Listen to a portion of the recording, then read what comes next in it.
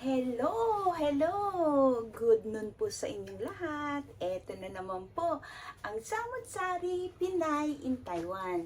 So, pasensya na po kayo dahil hindi po madalas ang aking pagbablog. Actually, bilib na bilib po ako sa mga vlogger. Talagang yung napo-focus nila yung pagbablog. Since na ako po is my work and then yun nga po, hindi pa rin po, andiyan pa rin yung problema eh. Pero anyway, gusto ko po yung pagbablog, pag-share sa inyo, at sana po maibigan po ninyo at sana po tangkilikin ninyo at panoorin niyo po ang mumunti kong mga vlogs. Okay po, so kamusta na po ang lahat? Hopefully, lahat po tayo nasa mabuting kalagayan. So, at nakakakain ng maayos at syempre kasama ang pamilya. Okay po, so ngayon po kasi is ang favorite food ko po talaga is sinigang. Paborito ng maraming tao yan. And my second favorite is ang paksiw. Ang Ilocano version ng paksiw. So, ngayon po is i-share ko po sa inyo dahil nagkikrave po ko ng paksiw.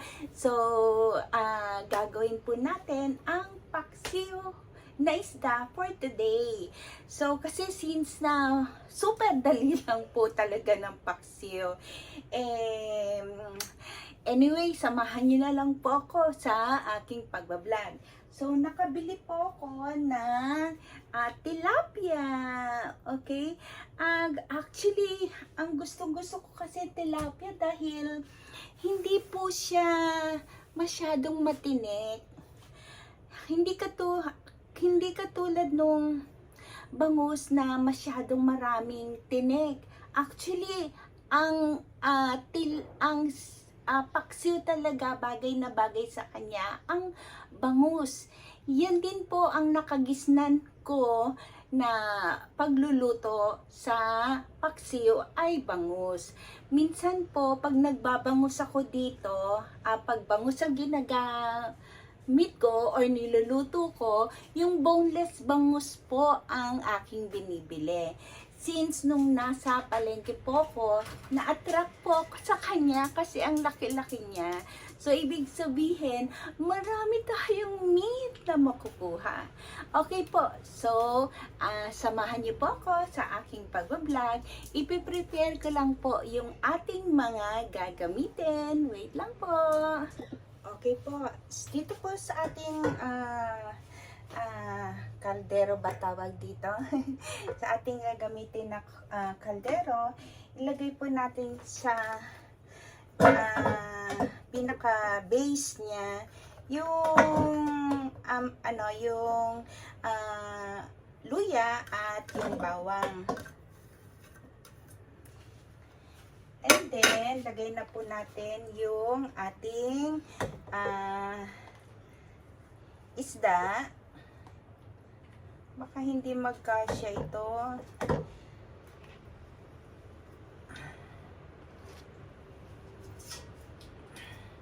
Okay po. Then, ang susunod naman po natin is yung ampalaya. I-mix na po natin siya. So, habang alisin na po natin yung tubig. Nagsama po ako ng ganitong mushroom kasi nakita ko po sa rep, sayang naman kung masisira lang. Okay, talong. So, ampalaya uli. Tapos, talong uli para mag-mix siya. Tapos yung aking ano ba tawag dito? Mushroom siya eh. Isang klaseng mushroom yan. Then, ampalaya uli.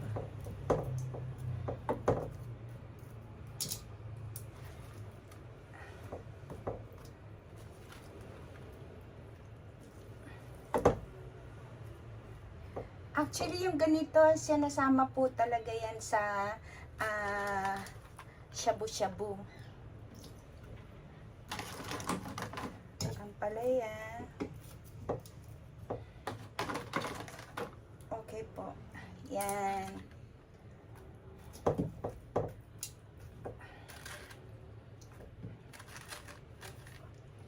Okay.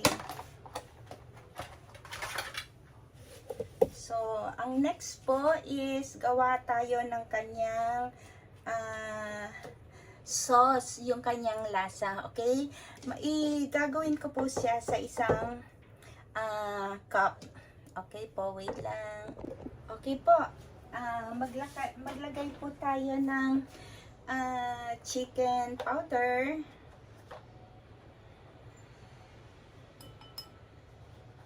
Para mas malinamnam. Siyempre po, ang asukal.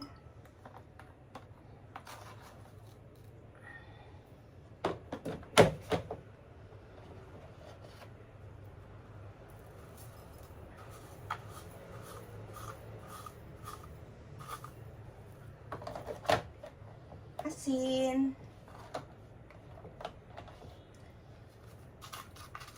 Konti lang po dahil gagamit din po ako ng patis. At paminta po.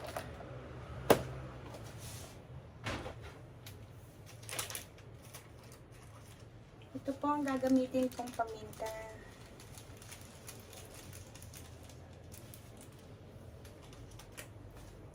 At magkuha na po tayo ng water.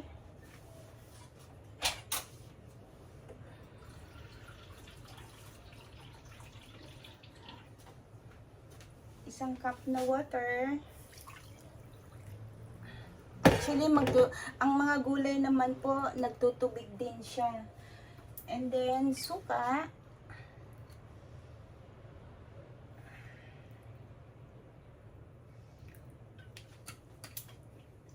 At gaya nga ng sinabi ko kanina, is konting patis.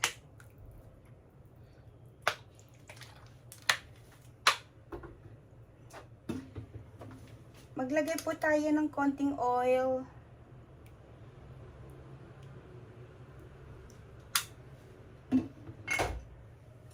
Okay, so haluin po natin siya.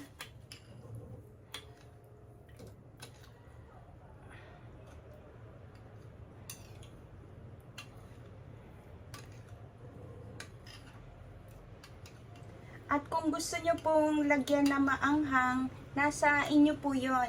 Kung may mga bata po kayo is nasa inyo. Kung mahilig, may mga bata po talaga na nakahiligan na rin po yung maanghang.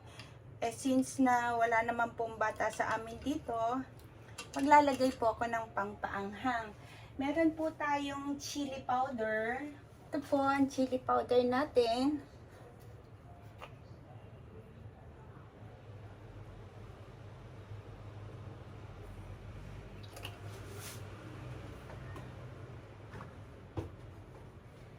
Ayan po.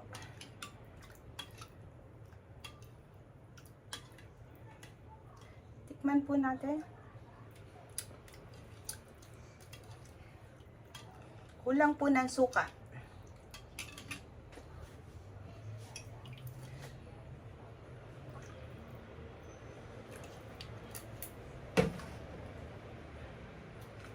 At saka ng patis.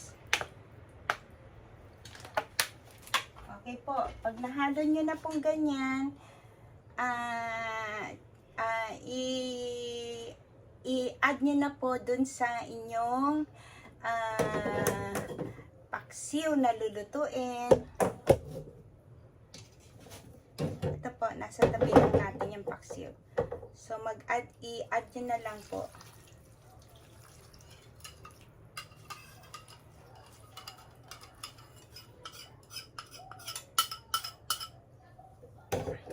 Ang gusto ko po sa paksiw, yung may sabaw-sabaw. Okay.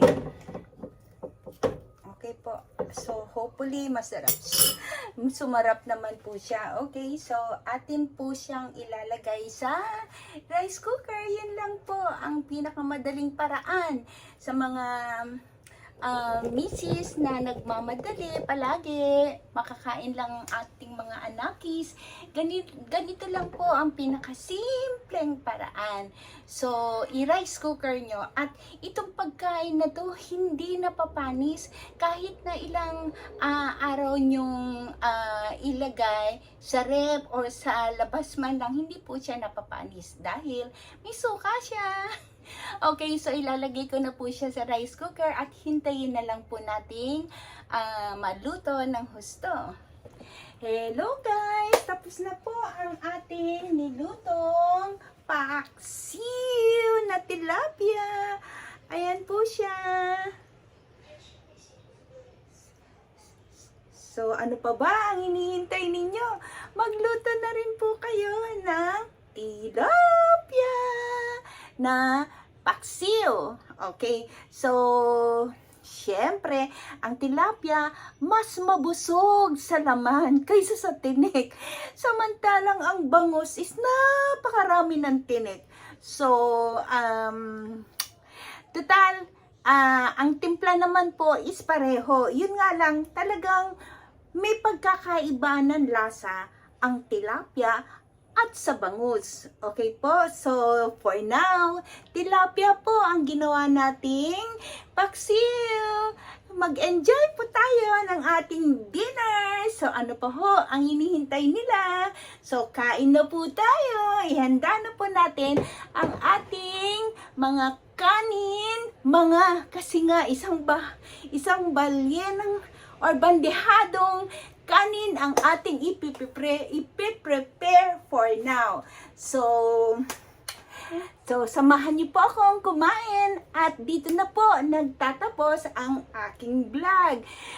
Naway sa ulitin, magsama-sama po tayo sa napakasimpleng luto at affordable pa sa budget ng bawat bulsa ng isang mga mommies. So maraming salamat po. God bless you all mga kasisi, mga ka-brothers, mga ka-sisters. I love you all.